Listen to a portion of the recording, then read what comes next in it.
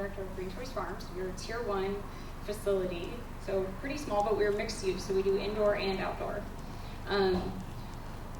My background is like why I'm here talking about this. I have a master's degree in renewable energy engineering.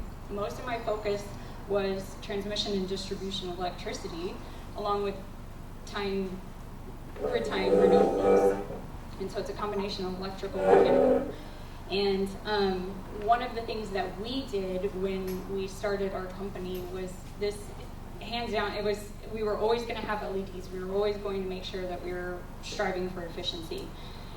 And then on top of that, what we have, we were licensed in 2016, and what we've grown to realize is that embedding also a culture of adaptability is very, very essential in everything, in running any type of facility, not just cannabis, but across the board. So one of, I guess, what I want to talk about is when things go wrong.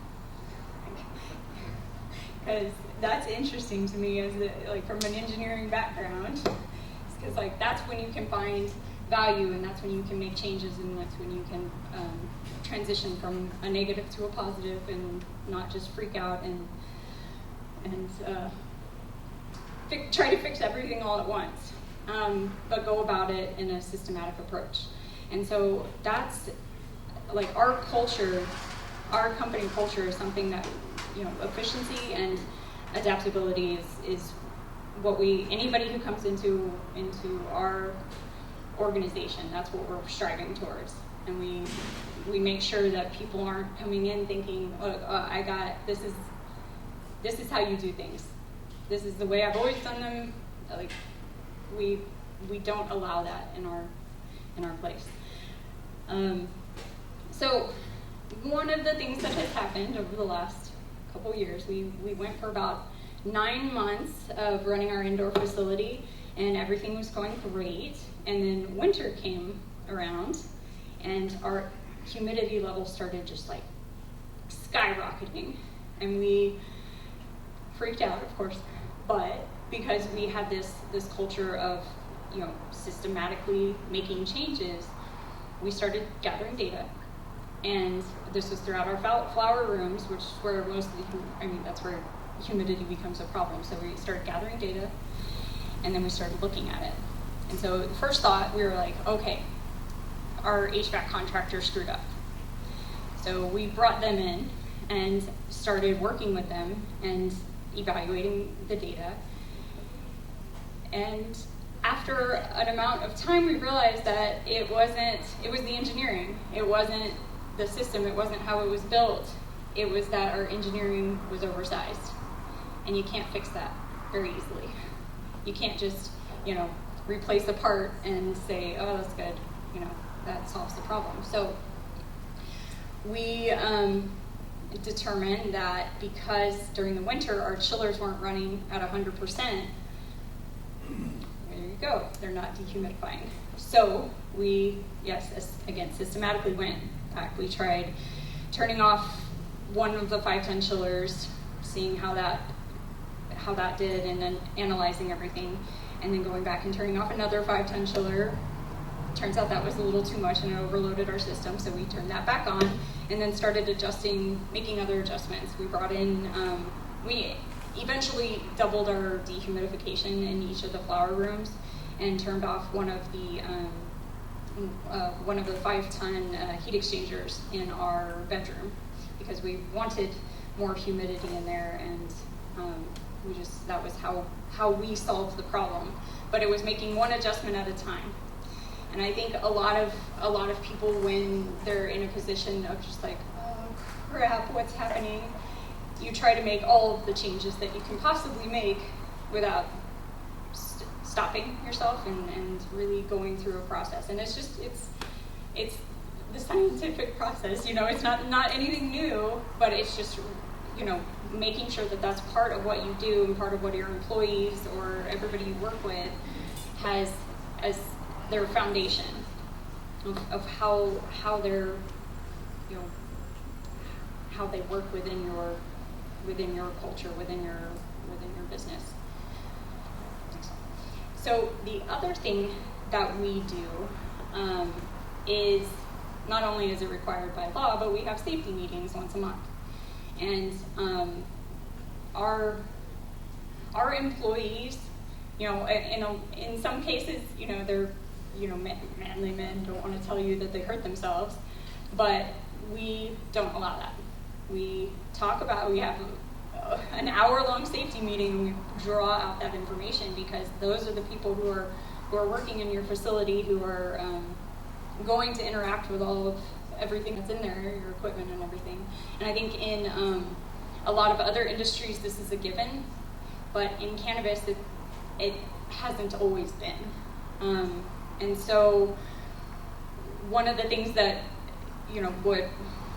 what lean manufacturing and things like that do is it's not the person, or it's not negligence, it's either a process is not functioning properly, or your environment is not set up properly to allow for humans, or whatever your movement is, whatever you're moving around your facility, it's not set up properly. So when things like that happen, just like one of my growers, she cut her pants. She didn't even cut herself, so it wasn't an actual an injury, but we realized that there was not enough space in our aisles, because of course we were maximizing for canopy, and so we kind of, not disregarded the amount of space needed, but we definitely did not allow for enough. And so, in that case, we were able to solve it really quickly and inexpensively by shortening our rack depth. And it was just, we had gone for a year without doing that because we hadn't been thinking about it. And then finally somebody brought it up. We're like, why didn't you tell me that before, But having that constant communication with people who are doing the work and who are in the trenches, and making sure they talk about safety issues and not just brush it under the table is a big one. And I guess where manufacturing, or an ideal of lean manufacturing, or Six Sigma, or any of those type of ways to increase efficiency, where that could possibly fall apart is the difference between these being living beings and, you have plastic or metal, pieces of metal. And so it's kind of like while having to be very adaptable and willing to change, you have to also recognize when an idea doesn't work. And so, for us, for our facility, we were trying to do a perpetual harvest model. And for about a year, we made sure that we were, trying to increase yields and do everything we could possibly do. But it finally got to the point where, because we didn't have enough veg space, we were only vegging for about 2 days before we put plants into flower. And it wasn't enough. And it was, the plants were not responding well to it. And, we tried to power through and just be like, no, well, this makes sense because, you're having employees that aren't going in waves. Nobody's getting fired. They're not having to work overtime, that type of stuff. So it was a good idea for us, and it didn't quite work out. In other cases, with other people, it might work out, but we systematically went through and figured out, until we finally got to the point where it was just there's not enough, we're not putting them in veg for long enough after we transplant, and it is causing problems. We don't have enough space for it. And so in our facility, that's why it didn't work. But, just going